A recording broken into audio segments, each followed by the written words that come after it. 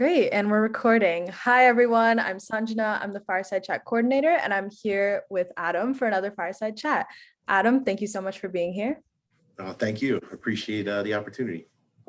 Of course. All right, so let's jump right in. My first question for you is tell us about your educational and professional backgrounds and the path that you took to get to where you are today. Okay. Yeah. So I grew up in central New Jersey, Hamilton Township, Mercer County. Um, Went to school there all my life, and actually was a decent enough athlete where I played football at Lafayette College. So that kind of took me to my academic route. Football and my academics were a little tied together for a while there. So I ended up in Lafayette College up in Easton, Pennsylvania. And I studied civil engineering there, and it was rough. It was engineering curriculum can be pretty tough on its students, so it was definitely adjustment, but I stuck it out. And from there, I was able to land in the industry after school. I actually interned, starting my sophomore year. I actually interned with a company that I ended up starting with full time. It was a place called Short of Palma. I started out there and stayed there and loved it. And in 2010, the company actually went bankrupt. Big, giant 1,000-person company, and it just some bad business moves. And I was kind of looking for what's next. And I joined Mazer Consulting, which is now we've rebranded to Colliers Engineering and Design. And I've been here since 2010. I'm a principal with the firm. And I run our transportation group. We do engineering design for roadways, traffic signals, as you can see, whichever way, the backwards, but you can see the traffic signal over my shoulder. ITS type of work, anything really you see in the roadway infrastructure network, the various elements of it are done by our group here. So that's kind of my background. That's awesome. And it's nice to hear that, you were able to face that setback with the company, but keep going on and eventually end up where you are. So that's great. Yeah, definitely. I mean, it worked out for the better. I never thought that I would, like I said, I felt like it was my home at the time. And then I came here, and I can't imagine a better place for me and for things to have worked out better. This company is awesome. And I've had a great experience over the past, I guess almost 12 years pretty soon. So. That's awesome. Wow.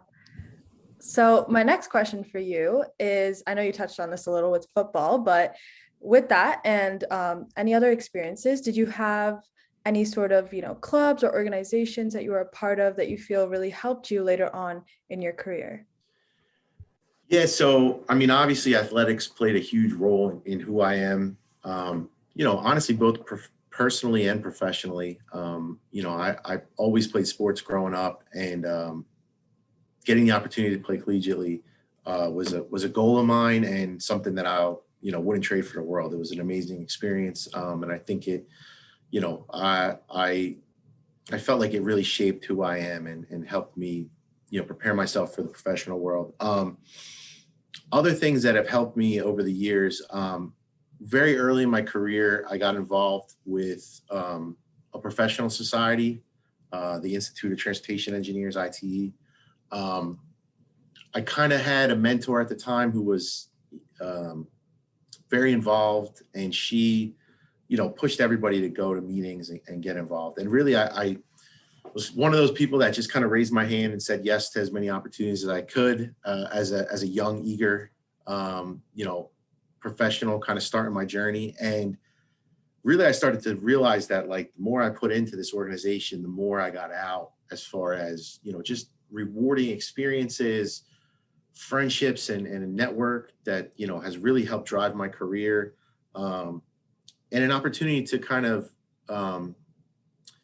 figure out who I am as a leader and determine what kind of leadership styles are really in my wheelhouse, areas that I need to work on. And it always provided me with those opportunities to kind of connect with other people, and also to kind of hone my skills as a person and as a professional. So I'm a big advocate of the professional societies. It was something that has been an amazing experience and rewarding experience for me. That's great to hear. And I think I'm sure a lot of students can relate to having some sort of, community that they identify with or can relate to. And I think it's just important overall to know that you can really get a lot of value out of it, whether it's communication skills, networking. So it's great that you brought that up. I think it's super important. Yeah, absolutely. I think like when you start your career, obviously your reputation is built on who you are within the walls of your office and your coworkers. But I think there's a point in time where you have to kind of venture out and make a name for yourself in the industry, and those relationships you will build with people that are kind of going through the same things you are, and I think it's a platform to really take your career to the next level. And I've still to this day am heavily involved in ITE and other professional societies, and I think it's great. Absolutely, I agree. And something that I and I'm sure other students will definitely have to look out for in the future as we step into the professional world. So speaking of the professional world, what advice would you give to young people who will be embarking on their professional lives soon? Well, I think first and foremost, the actually at my computer, right behind my computer, I kind of have some motivational stuff that keeps me going, and one of it is it's some quotes. I don't know if anyone's familiar with Gary V, but Gary Vaynerchuk is like a business podcast mogul, whatever you want to call it. But I like a lot of his stuff because I agree with him in that the person wins over time, like the quality of you as an individual, whether you're trustworthy, whether you're kind, um, your work ethic, whether you have empathy for others.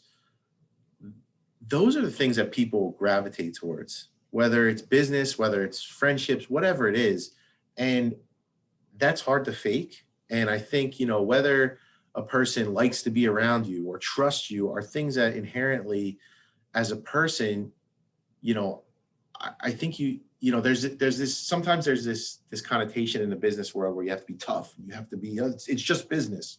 Well, I want to do business with people that I enjoy being around that I think are good people. And I think for me, working on yourself and becoming the best you can be as a person in especially in 2021, that's what takes you to those next levels. So that would be my first advice. The other thing I would just mention too is say yes. I kind of said this before, but a lot of things get thrown at you. And there were plenty of nights where, as a young professional, you have a little bit of money in your pocket, you want to go out and enjoy yourself. And I think, some of the times where I sacrificed that a little bit and said yes to opportunities were some of the most impactful things on my career. And I think, it's important to have that balance and to have, to understand, your professional and your personal goals, but at the same time,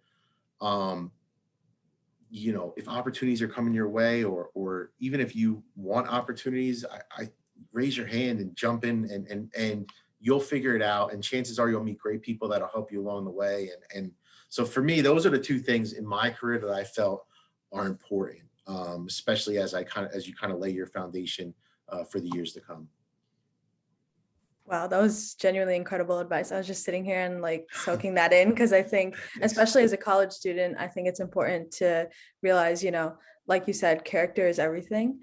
And it's honestly not something talked about enough in these fireside chats and just overall. So I'm really happy that you brought that up. And I think, it's very easy to kind of get caught up in school and like being ahead and being the best you can be. But it's also important to remember, if you're not the best person that you can be at the end of the day, then is it really even worth it? So that was a great point. And people want to gravitate to good people, right? Like I have plenty of people that I work with that I love working with them. Like why we talk about this in the office a lot too. Like the group we have here, it's a great dynamic, and people are friends, and we don't dread coming to work because you work with this person that's whatever, like just not the nicest or whatever it is. There's no reason for that. Like I think you can, if you work on yourself and like you said, high character, I think that's the stuff that wins in the long term.